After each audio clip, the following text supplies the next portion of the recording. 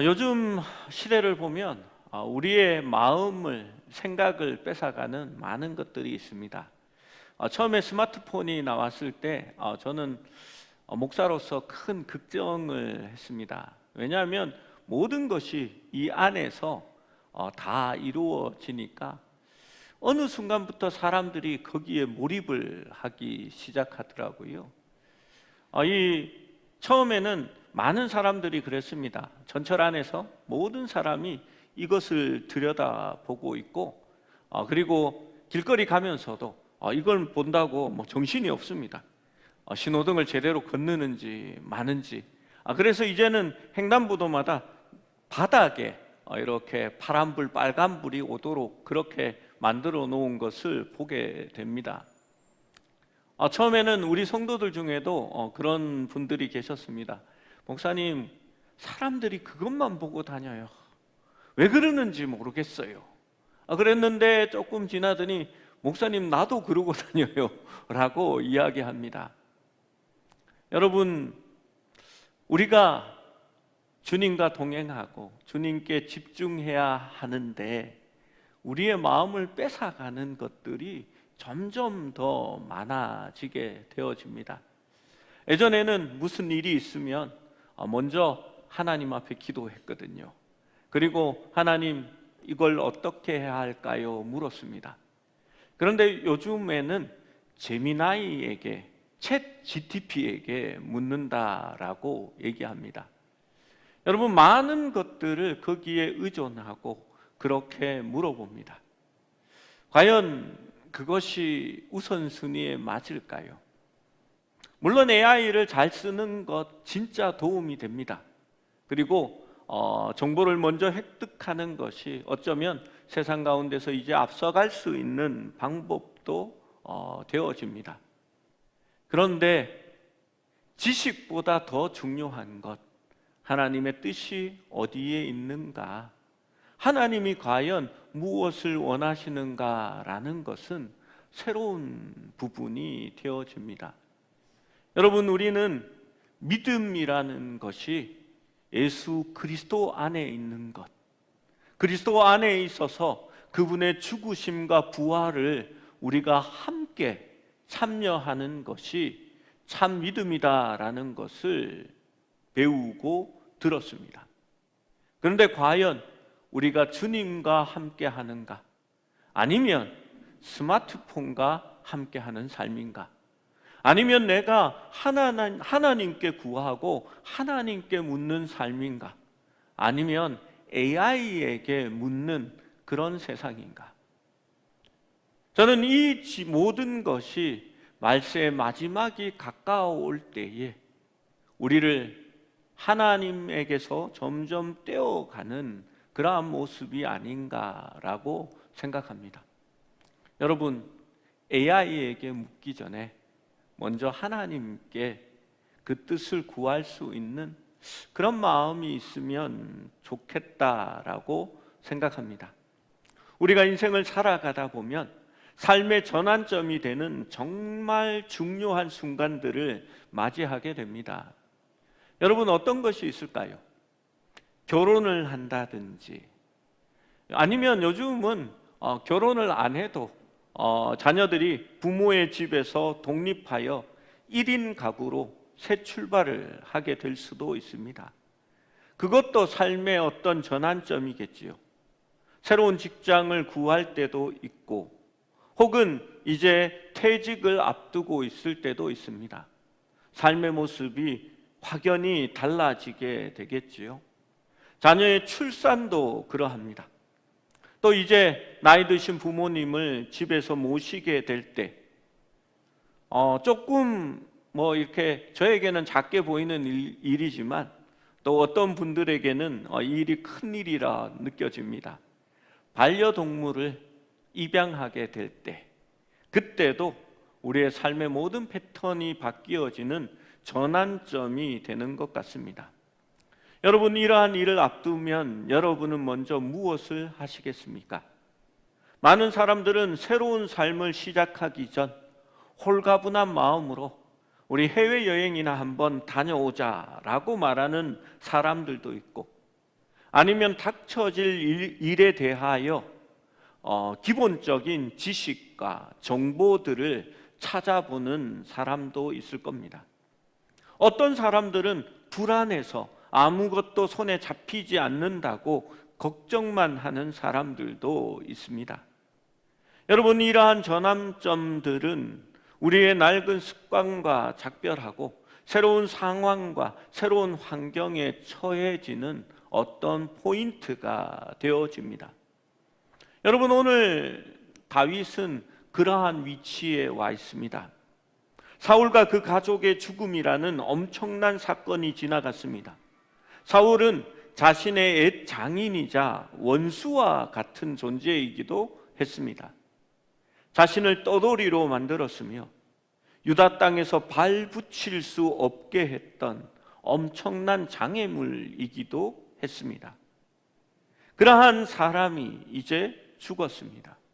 이스라엘은 왕이 없는 혼돈한 시대가 되었습니다. 다윗은 일단 옛 장인이자 가장 친한 친구 요나단을 위한 애도의 시간과 슬픔을 표현했습니다. 그리고 다윗은 이 인생의 전환점과 같은 순간에 무엇을 하였을까요? 인간적인 계산이라면 지금은 서둘러 군사를 모으고 전략을 짜고 사람들에게 자신이 사무엘에게 기름 부음 받은 하나님이 예비하신 왕이라는 것을 널리 홍보하며 가장 먼저 왕위를 차지하려고 달려들 때인지도 모르겠습니다. 그러나 성경이 증언하는 다윗의 첫 번째 행동은 달랐습니다. 그것이 오늘 본문에 있는 별로 중요하지 않은 듯 중요하게 적어 놓은 말씀입니다. 그는 여호와께 묻는 것을 택하였습니다. 여러분, 이것이 바로 다윗이 하나님의 마음에 합한 사람일 수밖에 없는 이유입니다.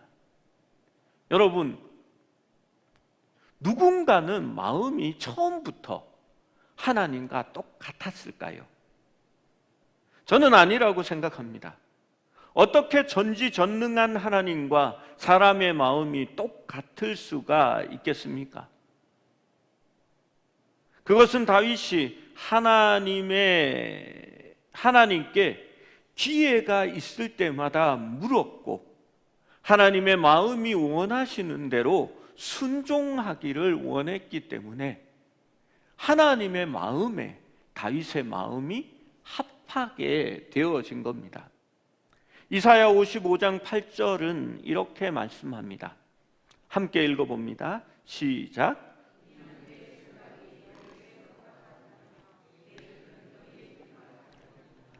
여호와의 말씀이니라. 그렇습니다. 기본적으로 인간의 생각과 하나님의 생각은 다릅니다.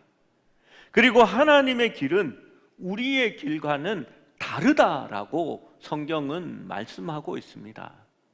그런데 하나님과 마음이 합하여지고 하나님의 길로 다윗이 갈 수 있는 것은 그가 끊임없이 하나님께 물었다라는 사실입니다.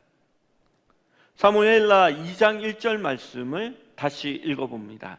2장 1절입니다. 시작. 그 후에 다윗이 여호와께 여쭈어 가로되 내가 유다 한 성읍으로 올라가리이까? 여호와께서 이르시되 올라가라.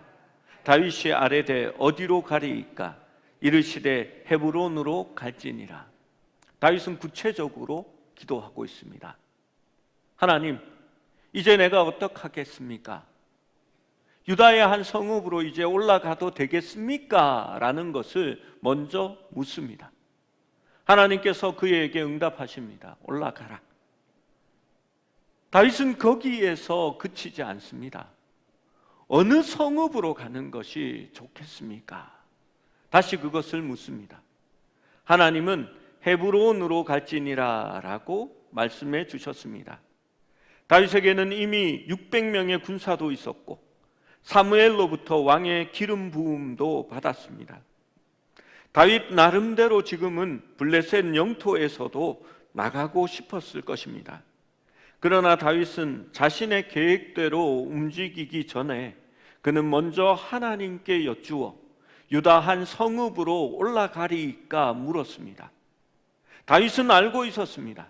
내가 어디로 가는 것보다 더 중요한 것은 하나님이 가기를 원하시는가 하는 것이었습니다. 여호와께서는 올라가라 말씀하셨습니다. 여러분, 그때에 다윗의 마음이 비로소 하나님의 마음과 합하여지는 겁니다. 그가 어디로 갈지 물었을 때에 하나님의 음성을 기다립니다. 하나님이 말씀하셨을 때에 그는 헤브론으로 가는 길을 선택하게 됩니다. 그때에 하나님의 가는 길과 다윗의 가는 길이 합하여지게 된 겁니다. 그래서 그는 하나님과 마음이 합한 사람이라는 칭찬을 듣게 되는 겁니다. 여러분, 어떤 사람이 하나님의 마음을 알고 그 하나님의 마음과 합하여지는 사람일까요? 닥쳐지는 일 앞에서 하나님 앞에 묻는 사람들입니다. 때로는 화가 나고 분노가 치밀어 오를 때에도 하나님께 그 뜻을 물어보는 겁니다. 정말 중요한 순간이라면 세상적인 지혜를 구하고 과연 과거의 어떤 경험적인 지식은 무엇인가를 물어보기 전에 하나님의 뜻이 무엇인가를 먼저 기도하고 하나님이 나를 인도해 주실 것을 잠잠히 아랠 수 있는 사람이 하나님과 마음이 합하여지는 사람입니다. 이 사무엘 상하의 말씀은 원래 상과 하로 나누어진 말씀이 아니라 사무엘이라는 말씀으로 되어 있는 겁니다. 여러분, 편의상 상하로 나누었지요. 상은 사울 왕의 이야기이고 하는 다윗 왕의 이야기입니다. 이 이야기는 데칼코마니처럼 이렇게 겹쳐지게 됩니다. 이러한 모습은 사울 왕과 묘한 비교를 하게 합니다. 사무엘상 13장의 말씀에서 사울은 블레셋과의 전쟁을 앞두고 길갈에서 사무엘 선지자가 오기를 기다려야 하는 상황이었습니다. 하나님의 뜻을 구하여야 할 때였습니다. 하지만 군사들이 흩어지고 두려움이 엄습하자 사울은 사무엘을 기다리지 않고 직접 번제를 드리는 월권 행위를 범하게 됩니다. 사울은 하나님께 묻고 기다리는 대신에 상황을 모면하기 위해 자신의 종교적 행위를 이용하여 사람들의 마음을 사로잡기를 원했습니다. 이로 인해 사울은 하나님으로부터 왕위가 지속되지 못할 것이라는 책망을 듣게 되었습니다. 여러분, 사람들의 마음을 얻는 것이 중요한 것이 아니라 하나님의 마음을 들여다보는 그것이 더 중요했습니다. 다윗은 하나님의 인도가 필요했습니다. 그가 유다로 돌아가는 것이 하나님의 뜻이라고 해도 더 정확한 기한의 시기와 장소에 대해서도 하나님께 여쭈었습니다. 여러분, 이러한 의미에서 우리의 삶은 기도의 삶이 되어질 수 있어야 합니다.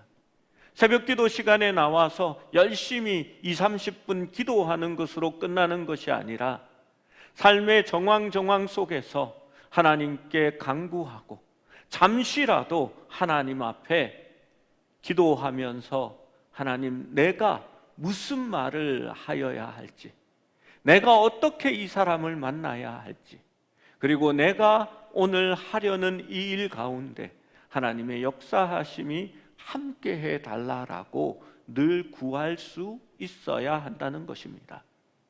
예수님께서 사도들을 보내실 때에 너희가 그들 앞에 설 때에 무슨 말을 해야 할지 걱정하거나 염려하지 말라라고 말씀합니다.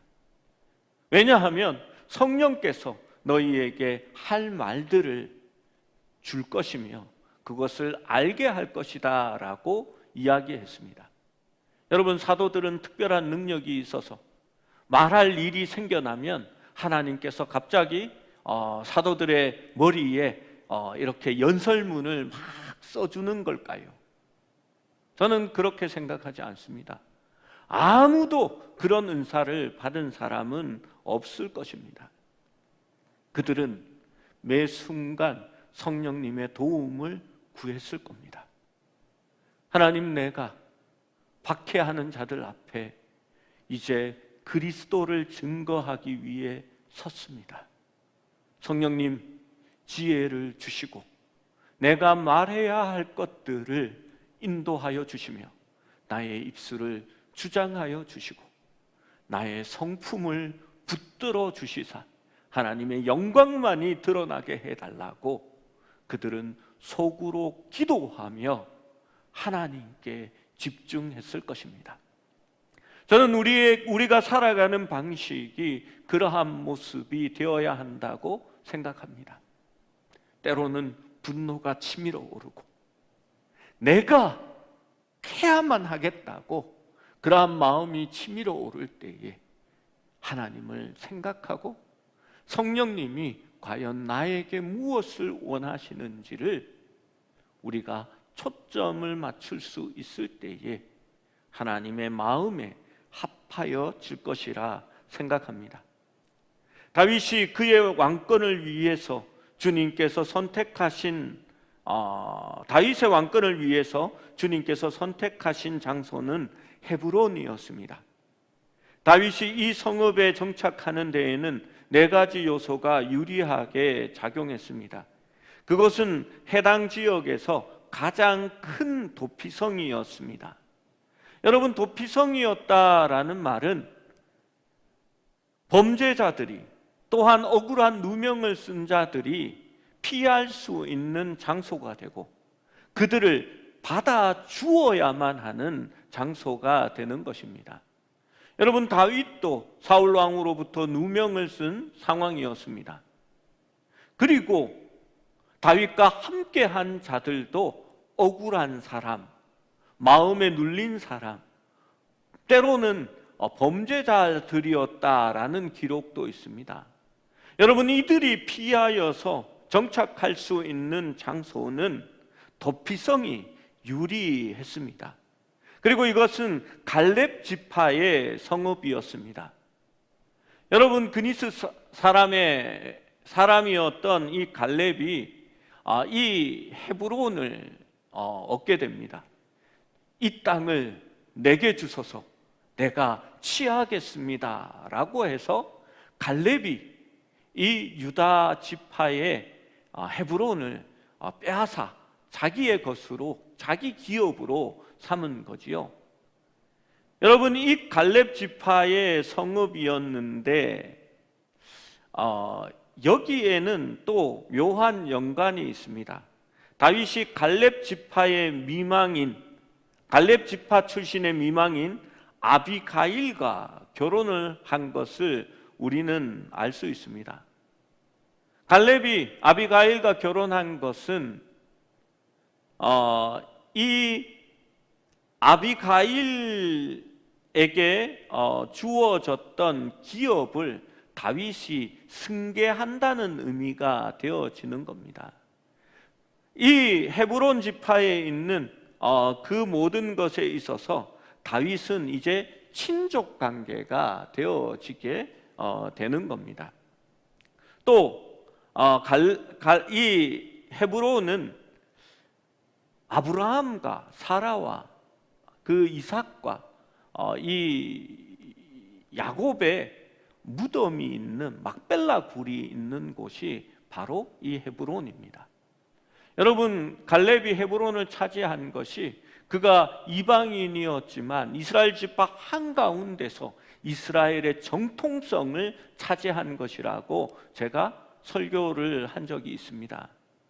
왜냐하면 족장들의 무덤이 있는 가장 중요한 성지였기 때문입니다. 다윗이 하나님의 명령을 따라 헤브론을 첫 도읍지로 삼을 때에 다윗은 그 정통성을 본인이 확보하게 된 것입니다.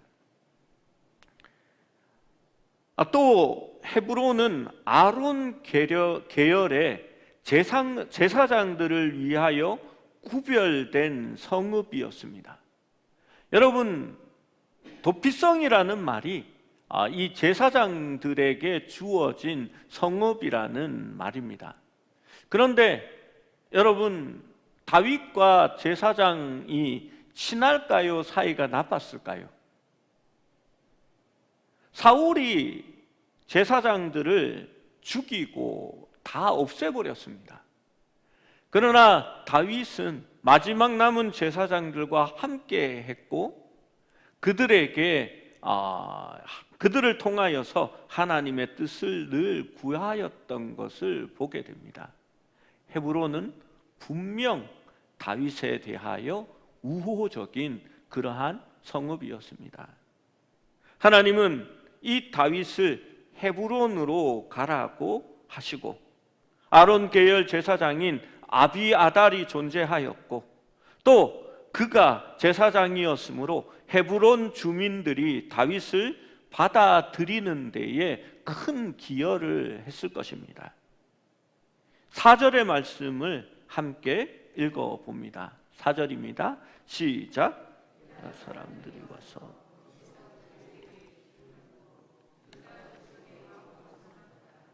어떤 사람이 다윗에게 말하여 이르되 사울을 장사한 사람은 길르앗 야베스 사람이니이다 하매 다윗이 하나님의 말씀에 순종하여 헤브론에 뿌리를 내리자 놀라운 일이 벌어집니다. 유다 사람들이 와서 거기서 다윗을 유다 족속의 왕으로 세우는 기름 부음의 역사가 일어납니다. 그러나 다윗의 지지는 제한적이었습니다. 그는 가까운 혈연 관계였던 유다 사람들만이 헤브론에서 그를 왕으로 세운 것입니다. 아직 다윗은 전 이스라엘의 왕은 아닙니다. 오늘 성경 말씀에도 표제에 다윗이 유다의 왕이 되니라라고 적어놓고 있습니다. 그리고 나중에 뒷부분에 되면 다윗이 이스라엘의 왕이 되다라고 다시 기록하고 있습니다. 다윗의 진정한 왕됨은 왕이 된 이후에 첫 번째 행동에서도 드러납니다. 그는 자신의 대적이었던 사울을 장사 지낸 길르앗 야베스 사람에게 사절을 보냅니다. 보통의 왕이라면 자신을 대적했던 사울의 세력을 경계했겠지만 다윗은 그들의 용기 있는 충성심을 높이 샀습니다. 여러분, 길르앗 야베스에 대하여 지난주에 제가 말씀드린 것을 기억하시지요? 그들은 사울과 매우 가까운 사람이었습니다. 사울의 외척이기도 했고요.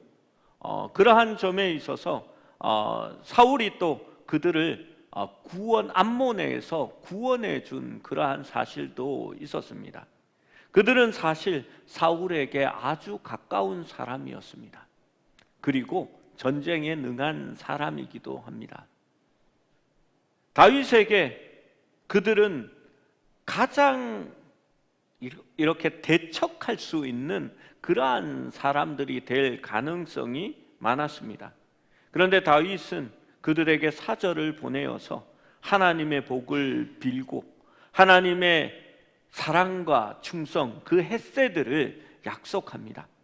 다윗이 개인 사전들을 통해 전한 따뜻한 말들은 이 길르앗 야베스 사람들의 두려움과 우려를 덜어주었을 것입니다. 다윗은 사울의 적이자 길르앗 사람들의 잠재적인 대적으로 알려져 있었던 상황에서 따뜻하게 손을 내민 다윗은 그들에게 강하고 담대하라라고 권했습니다. 그는 그들에게 사울 왕이 죽었다는 사실을 이제 받아들이고 슬픔에서 벗어날 것을 촉구합니다. 비록 그들에게 구원과 보호를 가져다 주었던 이는 사라졌지만 주님께서는 사울을 대신할 다른 일을 세우셨습니다. 유다 족속은 이미 다윗에게 그들의 왕으로 기름 부었으며 다윗은 기꺼이 길르앗 야베스의 왕도 되어질 것입니다. 하나님의 계획은 조급하게 서두른다고 이루어지는 것은 아닙니다. 하나님께 묻고 하나님의 인도하심을 따라 제자리를 지킬 때 하나님은 가장 적절한 때에 다윗을 높이시고 또 우리들의 뜻을 열매 맺게 하시는 겁니다. 여러분, 혹시 내 인생이 더디게 느껴지십니까? 하나님의 때를 기다리며 그분께 묻는 자들에게는 반드시 하나님이 역사하실 시간이 찾아오게 될 것입니다. 여러분, 어떠한 삶을 살아가십니까? 늘 스마트폰과 동행하는 삶이 되어지지는 않습니까? 저는 그것을 참으로 염려합니다. 많은 사람들이 일어나자마자 스마트폰의 시간을 스마트폰의 알람 소리에 눈을 뜨고 일어나면 시간을 체크하고 그리고 아침 내가 듣는 유튜브나 방송을 틉니다. 씻으면서도 그것을 가져가서 그 옆에 걸게 되고 출근하면서도 지하철 안에서 뉴스를 검색하고 그 안에 모든 것들을 듣습니다.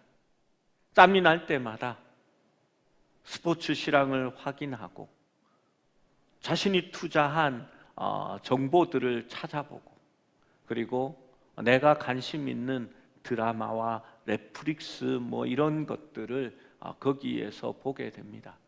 궁금한 게 있을 때마다 요즘 최신 스마트폰은 AI가 더 강화되어서 이제 나오게 된다고 합니다. 애플도 이제는 시리 대신에 제미나이를 붙여서 이제 그렇게 출시가 된다고 합니다.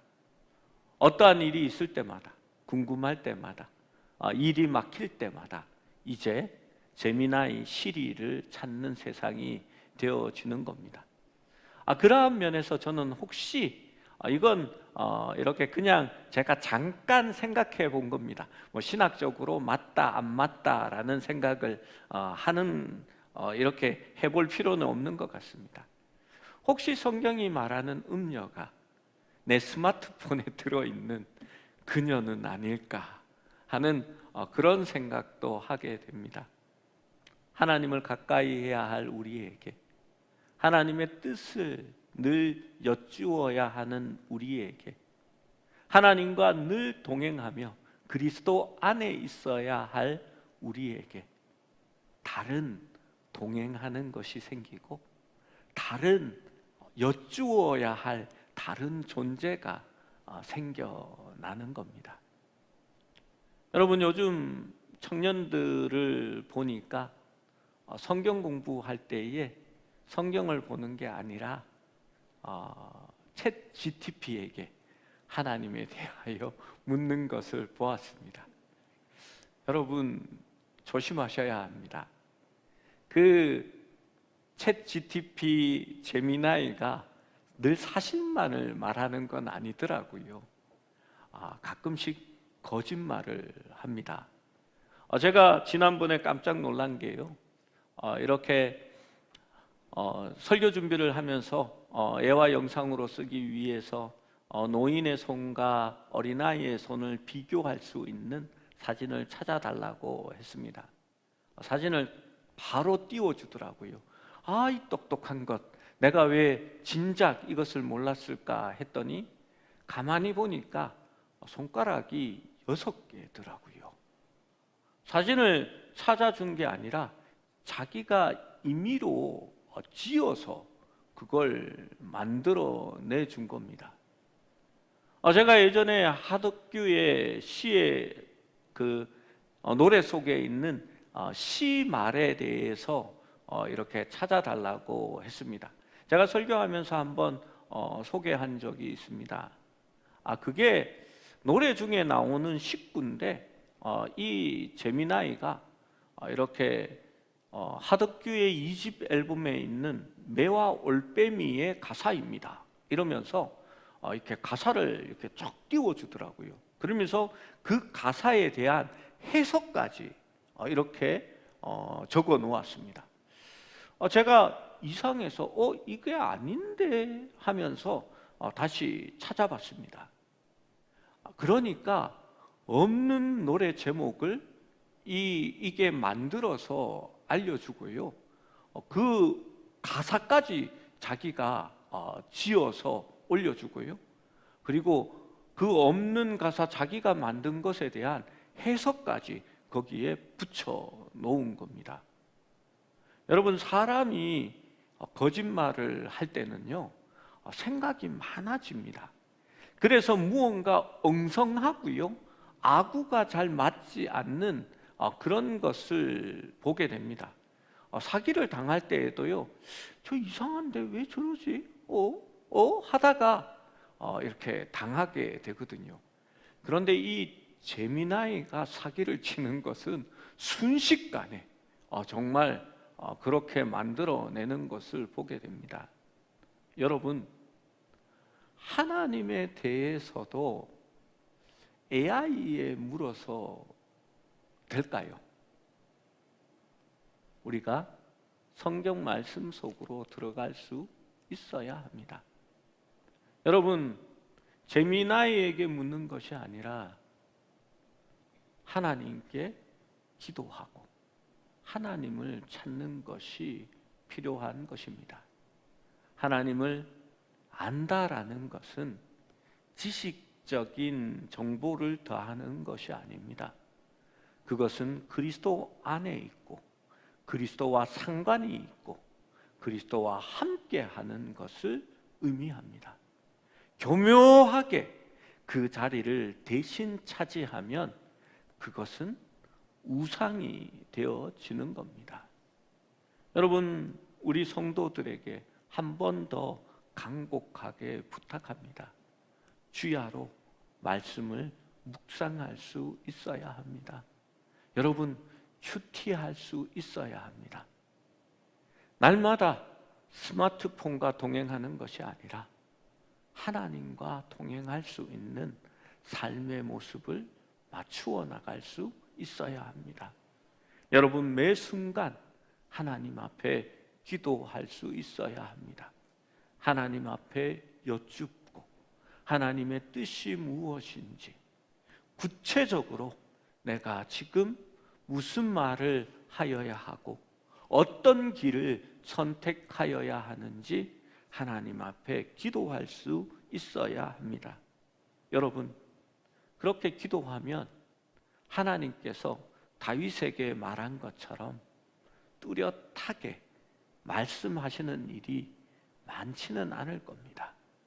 그런데 하나님께서 분명히 그 기도를 들어주시고 우리의 길을 인도해 주신다는 것은 틀림없는 진리입니다.